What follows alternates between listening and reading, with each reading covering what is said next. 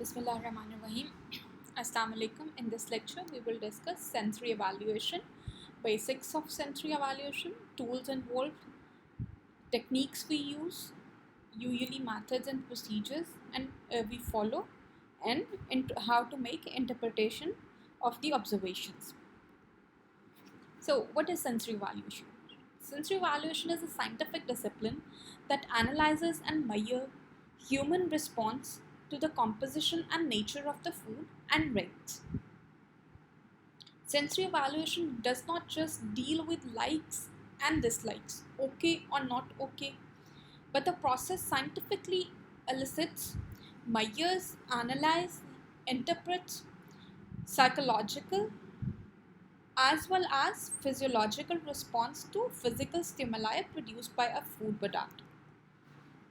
So, sensory evaluation can be defined as a scientific discipline used to evoke, measure, analyze, and interpret reactions to those characteristics of foods and materials as they are perceived by senses of sight, smell, taste, touch, and hearing.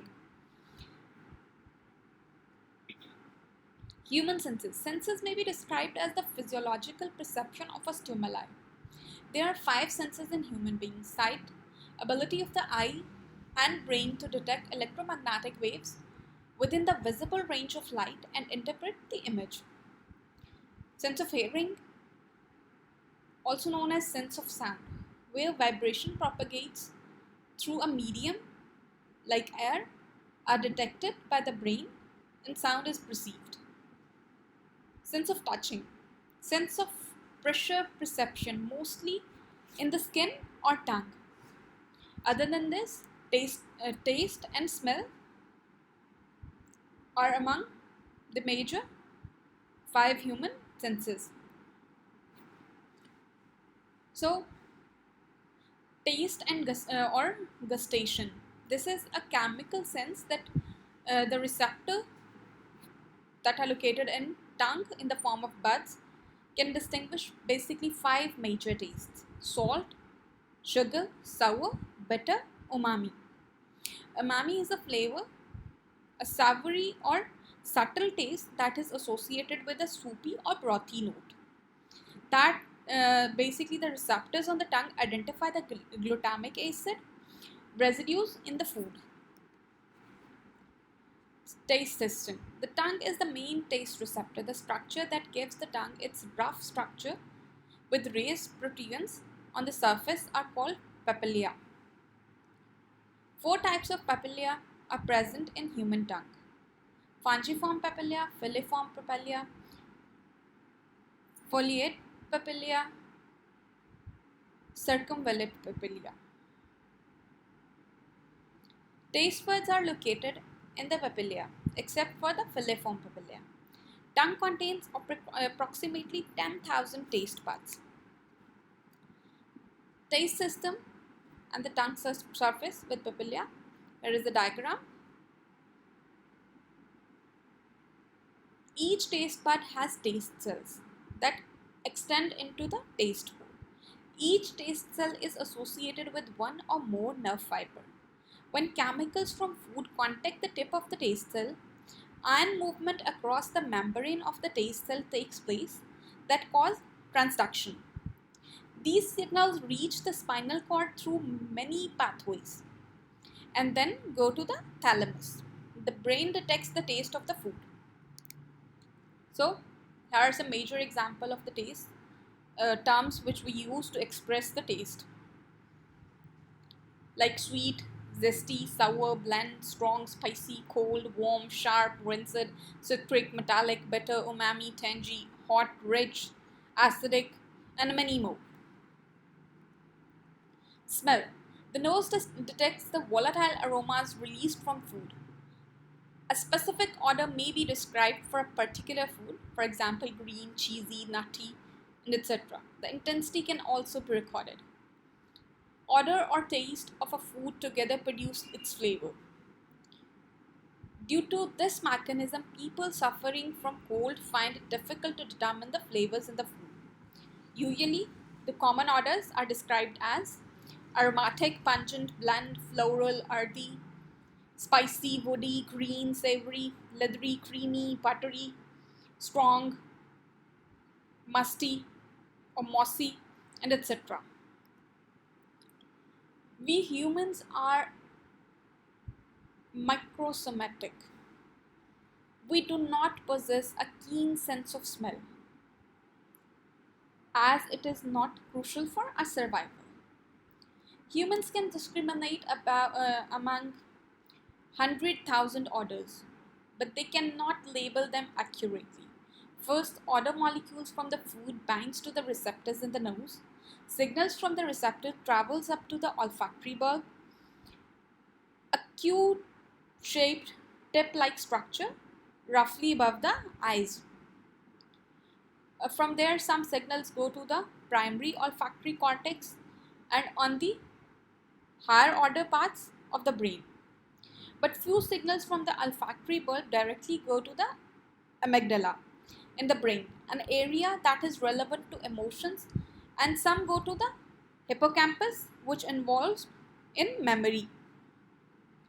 Hence, we sometimes associate few smells with our memories with a specific emotion. So, here is a detailed structure of olfactory system. Recognition of smell is immediate as the olfactory response is immediate, extending directly to the brain. This is the only place where our central nervous system is directly exposed to the environment. Sensory process. As all food products have a range of attributes and dimensions, the parameters usually studied in sensory evaluation are visual, tactical, gustatory.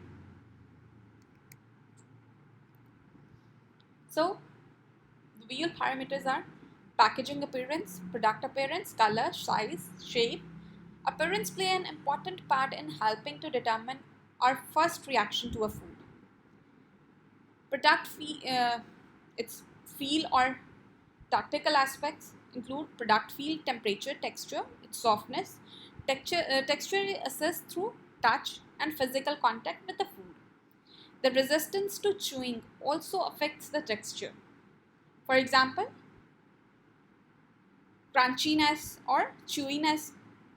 Gustatory aspects are product taste. When food is placed in the mouth, the surface of the tongue and other sensitive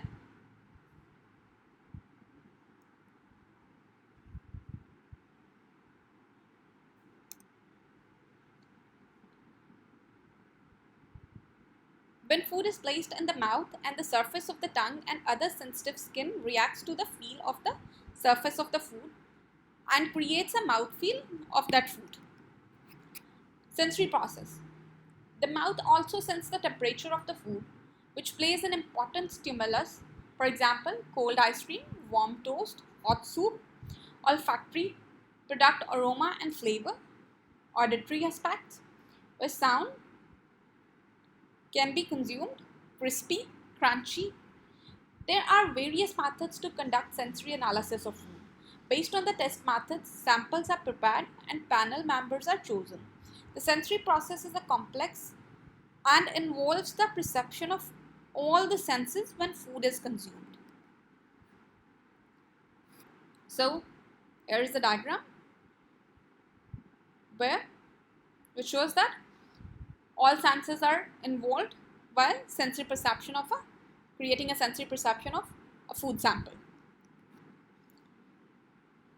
To detect the similarity and differences in group of food products, why sensory evaluation is needed.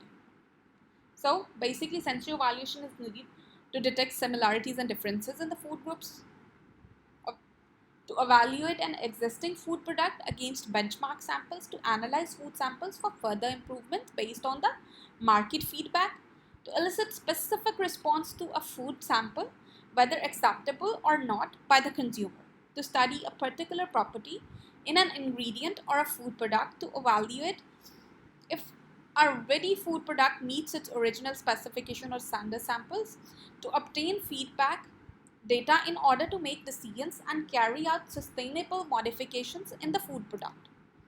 Sensory evaluation uses. Normally, sensory evaluation is used for new product development before a new product promotion. Determine the effect of formulation changes, especially when availability of natural ingredient is scarce.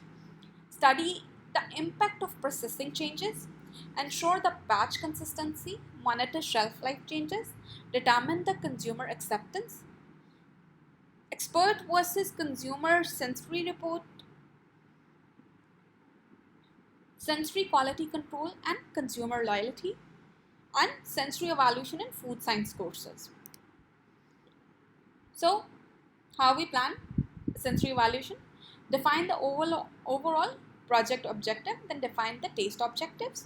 Screen the sample, selection of the test method and panel, conducting that test, analyzing the data, reporting the results, taking corrective action if required.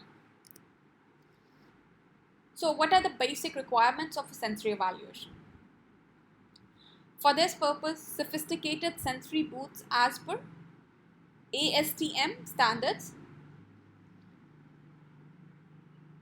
American Society of Testing and Materials standards, with controlled temperature of about 20 degrees centigrade to 22 degrees centigrade and relative humidity of 40 plus minus 45%. Suitable lighting in the booth, white or masked. Utensils or glassware suitable for different foods. Laboratory for physical, chemical and chemical analysis of raw material and prepared food. Suitable area for preparation of food samples for evaluation. Suitable coding of samples, usually 3-digit coding is done. Appropriate method for sample preparation. Sensory panel members suitable for evaluation, and specialized software for statistical evaluation of that sensory data. These are some examples of sensory booths usually used for sensory evaluation process. So, what are the major methods used for sensory evaluation are discriminative or descriptive tests or hedonic preferences. Discriminative or descriptive tests usually are product oriented, analytic